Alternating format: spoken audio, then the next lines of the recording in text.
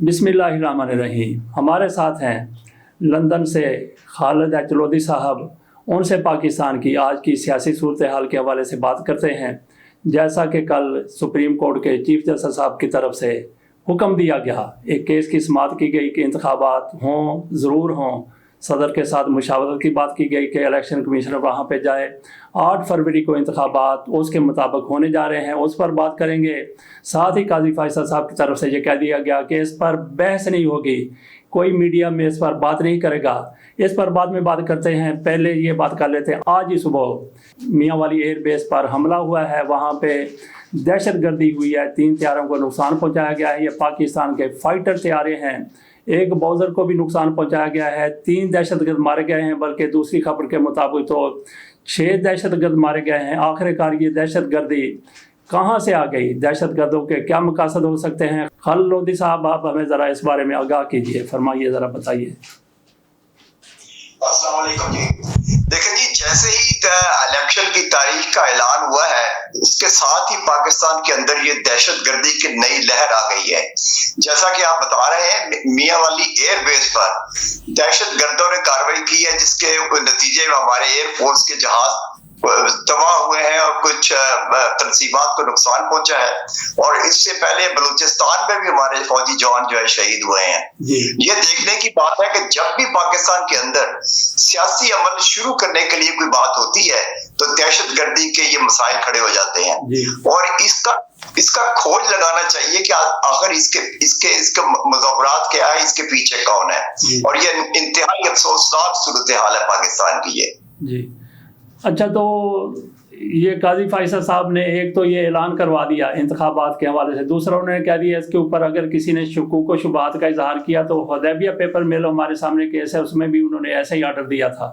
तो इस बारे में आप क्या कहते हैं कि लोग बहस भी ना करें, बात भी ना करें? शकूक व शुबात जैसे पाकिस्तान में पहले होते रहे, इंतखाबात का ऐलान हुआ नहीं हुए, ऐसी बात करने से भी उन्होंने रोक दिया। काजी फाइज ईसा साहब ने जो डिसीजन दिया है कल, उन्होंने मुदाफत करके इलेक्शन की डेट दी है। और इसमें हर शोबा जो है, हर इदारा बेनकाब हो चुका है। सदर पाकिस्तान से लेके चीफ इलेक्शन कमिश्नर तक और हमारी कौमी इदारों में प्राइम मिनिस्टर शहबाज शरीफ तक हर किसी ने आइन शिकनी की है। और कम से कम इन आइन शिकनों के खिलाफ तो कार्रवाई होनी चाहिए थी। और दूसरी बात रह गई कि ये मीडिया भी इस पे बात न की जाए। ये तो जैसे जैसे वक्त गुजर रहा है, आपके सामने सूरत हाल नजर आ रही है कि पीटीआई और इमरान खान को जेल में रखकर अगर इलेक्शन करवाया जाता है तो इलेक्शन की क्रेडिबिलिटी क्या होगी? पूरी दुनिया देख रही है कि अगर पीटीआई के बगैर इलेक्शन पाकिस्तान में हुआ तो इसकी अहमियत कुछ ना होगी। तो आप क्या समझते हैं, इंतखाबात वाकई 8 फरवरी को हो रहे हैं? जैसा कि सुप्रीम कोर्ट का डिसीजन है उसके मुताबिक तो इलेक्शन होने चाहिए, लेकिन हमने माजी में देखा है कि 2 दफा सुप्रीम कोर्ट ने हदायत दी लेकिन उस पर अमल नहीं हुआ। ये निगरानों का सिर्फ काम है इलेक्शन करवाना। तो ये तो पाकिस्तान के तमाम इंतजामी अमूर पर दखल दे रहे हैं और लगता है ऐसे है कि जैसे ये लंबे अरसे के लिए आए हैं, लेकिन ऐसा अमल होना नहीं चाहिए ये। अच्छा, बात हो रही थी इंतखाबात की, उसी हवाले से सारी समाअत हो रही थी। उसी दौरान जनाब काजी फैसल साहब की तरफ से यह भी फरमा दिया गया जी कि अदम एतमाद एक दफ़ा आई, लेकिन वो तहरीक से पहले ही कासम सूरी साहब की रूलिंग आ गई। वो रूलिंग मंजूर हुई, उसके बाद सदर साहब की तरफ से असम्बलियाँ तोड़ दी गई इमरान खान की सिफारिश पर। उसको भी कह रहे हैं कि ये गैर आईनी था। ये जो सूरत हाल है ना, इस तरह की सूरत हाल में लगता ऐसा है कि किसी मंसूबे के तहत मुल्क के अंदर काम हो रहा है और तमाम कौमी इदारे और तमाम इमरान मुखालिफ कुव्वतें इकट्ठी होकर इमरान खान के खिलाफ कार्रवाई कर रही हैं। किसको नहीं पता कि आईन पाकिस्तान में क्या लिखा हुआ है कि 90 डेज के बाद इलेक्शन करवाना जरूरी है। अगर इमरान खान ने असेंबली तोड़ी थी तो उसकी सारी वजूहात जो है, सारी उसकी वजह जो है बताई गई थी कि क्यों असेंबली तोड़ी गई थी, उसका मुज़ावरात सबके सामने है जी। नहीं तो जो इन्होंने कह दिया है जी कि वो गैर आईनी था, एक तरह का गद्दारी का इल्जाम लगा दिया, तो इस केस में तो करना चाहिए था। गद्दारी का इल्जाम इमरान खान पे लग सकता है तो बाकी कुव्वतें जिन्होंने आइन शिकनी की है उनका कहीं जिक्र नहीं है। ये बड़ी ही अफसोसनाक सूरत हाल है। इसमें शहबाज शरीफ भी आते हैं, इसमें चीफ इलेक्शन कमिश्नर भी आते हैं, इसमें उस वक्त के वजीर खजाना भी आते हैं और वजीर दाखिला भी आते हैं।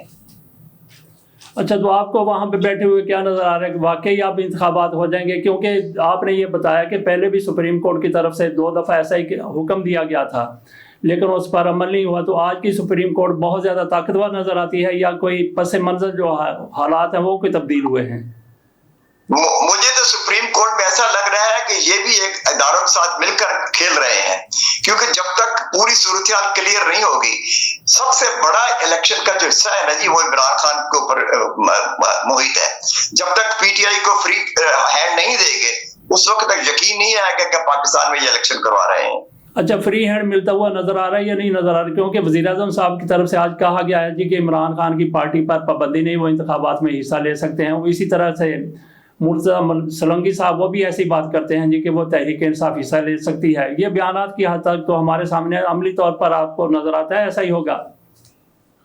इमरान खान की हद तक मैं आपको बता सकता हूँ, मैं दावा करता हूँ कि ये पार्टी इलेक्शन में हिस्सा लेगी, तमाम सीटों पे इलेक्शन लड़ेंगे इमरान खान, चाहे अंदर हो चाहे बाहर हो, और मेजोरिटी के साथ ये इलेक्शन जीत सकते हैं।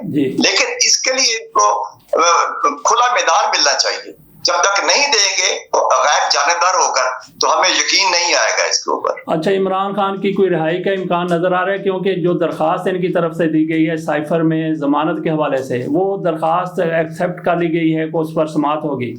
काजी फैसल साहब की अदालत है, क्या समझते हैं आप? इमरान खान को इन्होंने जो जेल के अंदर रखा इसलिए है कि इलेक्शन करवा दिए जाए उसके बगैर। अच्छा। मुझे नजर नहीं आता कि ये छोड़ेंगे। सजा भी हो सकती है इमरान खान को, लेकिन ये इनकी गलत फहमी है कि पाकिस्तान के अंदर सियासी इस्तेकाम आ जाएगा बगैर इमरान खान के। ये बहुत जरूरी है, इसके ऊपर इदारे सोचें। अच्छा, देखिए ना, दहशतगर्दी किस लहज पर जा रही है।